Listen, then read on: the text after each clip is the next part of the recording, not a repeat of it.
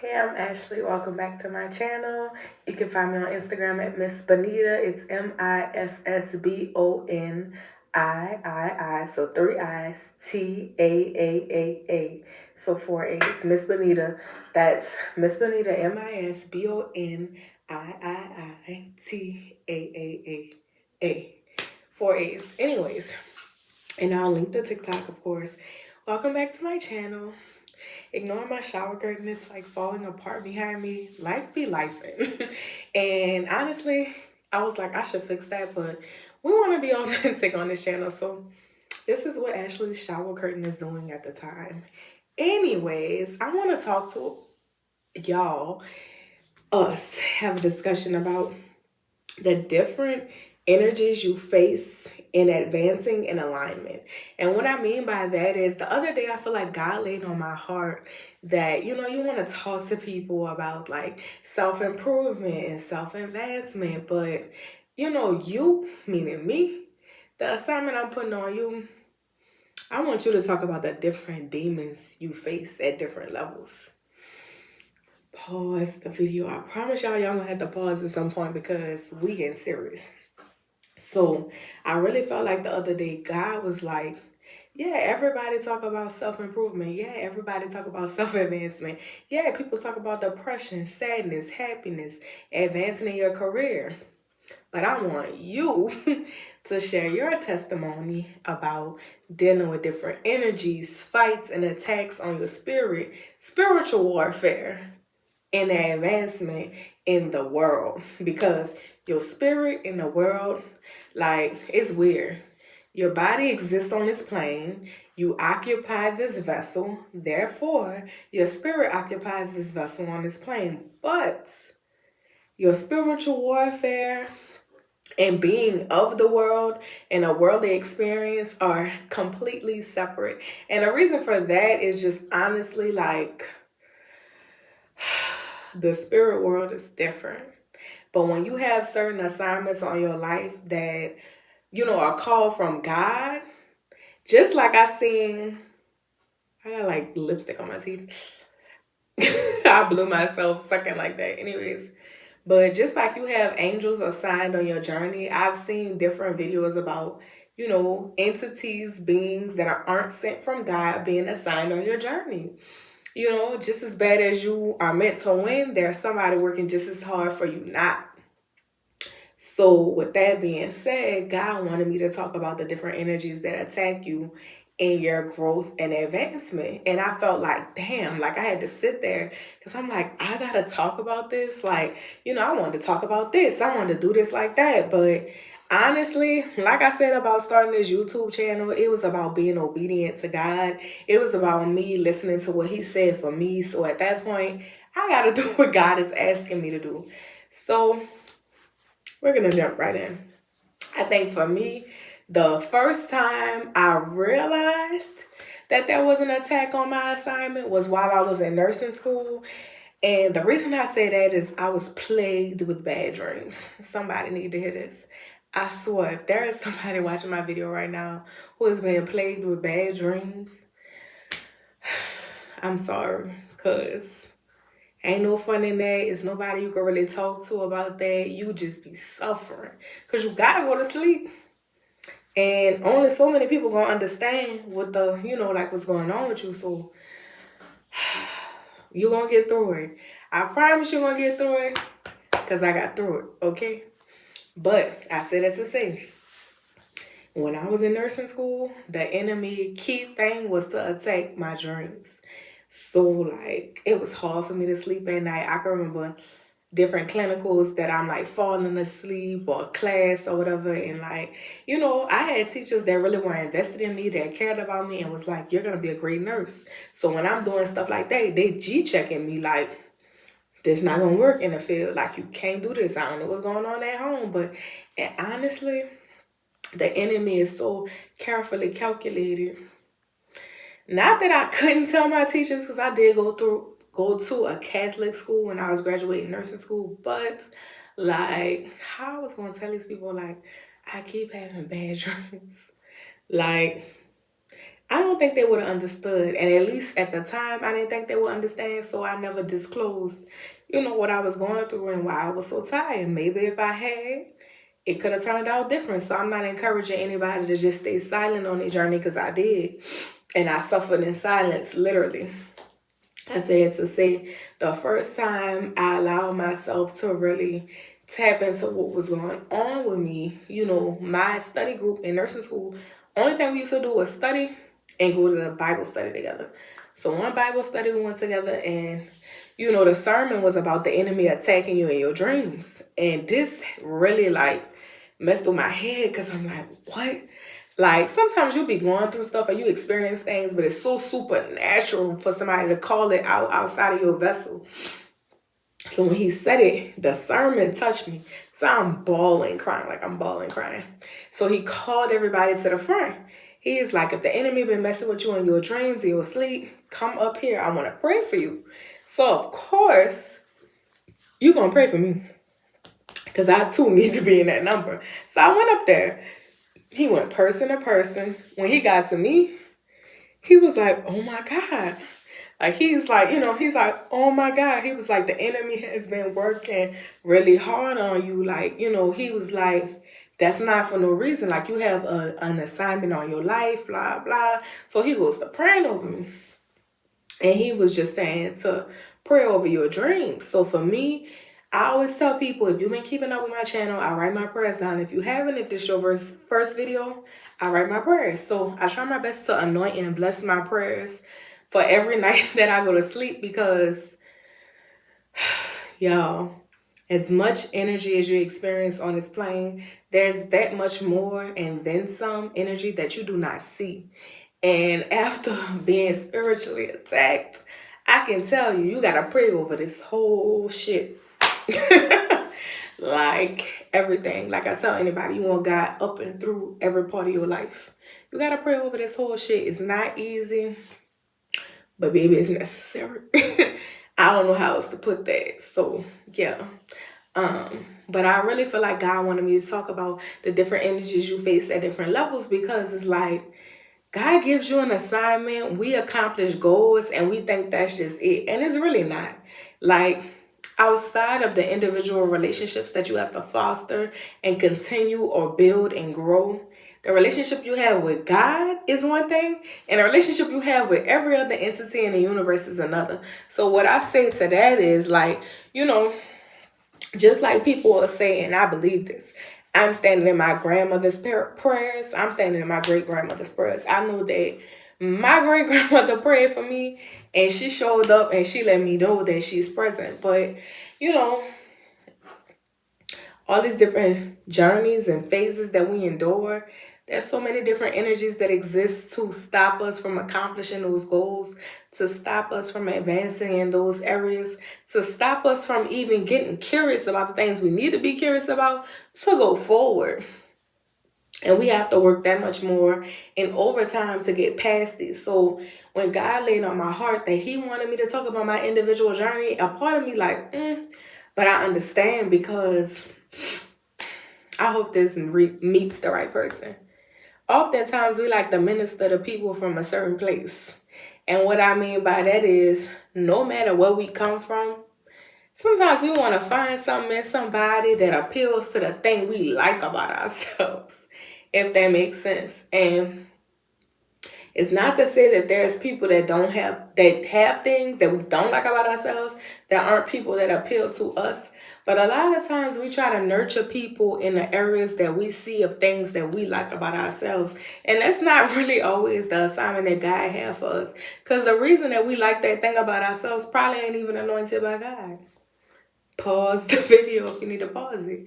But it's not always anointed by God. But the truth is, God will lay something on your heart, and you may not know why you want to help this person, why, you're rooting for this person, but God may be telling you, show up for them.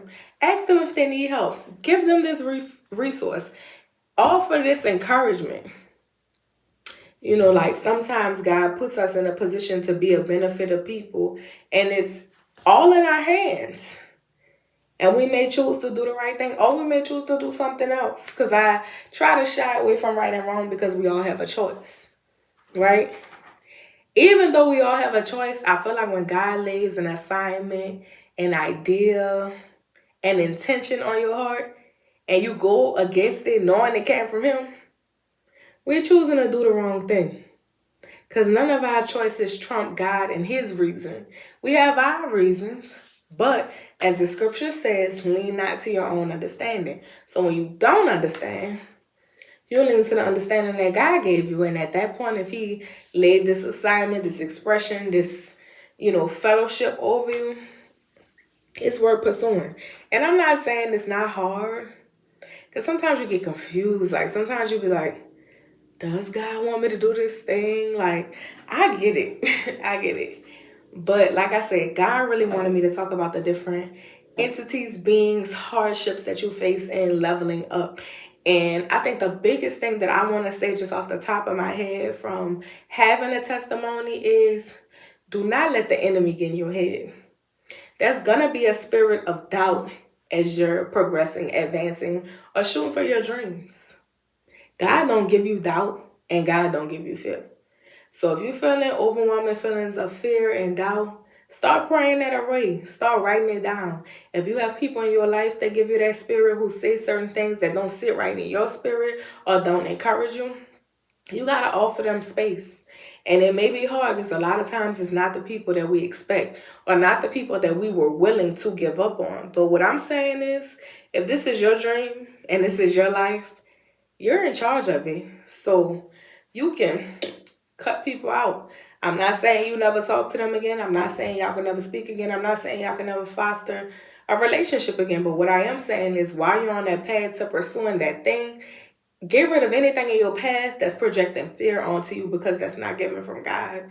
And usually, if you have a real dream of value and substance, God laid it on your heart. So the enemy is working overtime to stop you from reaching it. So if those people are projecting those feelings onto you, they don't belong. They don't belong. That's it. That's all. The next thing I would say is create positive adaptive behaviors. Like, a lot of times we're too comfortable with saying, oh, I do this because, like, nobody told me anything different. Or I do this because, like, it hasn't started bothering me yet. Or I do this because everybody else doing it. Have a real reason why you're doing the things that you're doing. A lot of times doing stuff blanklessly, aimlessly, puts us in situations that really don't benefit us. And at this point, we're at that age where our actions have consequences. So if your actions have consequences, make sure that the consequences that you're facing are worth it. With that being said, don't do something because somebody else doing it. Your circumstances aren't their circumstances. Your parents don't know who their parents know, right? You may not be connected the way they're connected. There are some people that don't really care about consequences because they know that the people that they fall back on are so well connected that they won't ever really see them. And to that I say, remember to separate your reality from theirs. Now, if that's your reality, kudos to you. And I'm going to leave it at that. But if it's not your reality, step back into the real world and understand that your actions have consequences and the things that you're doing matters. And unless you want to be in a situation that's not that favorable to you, then you might want to separate yourself from the idea that you can do whatever you want with no consequences. Okay? Once we open our reality of our actions have consequences, what actions are we willing to do to contribute to outcomes that support the life that we see ourselves living?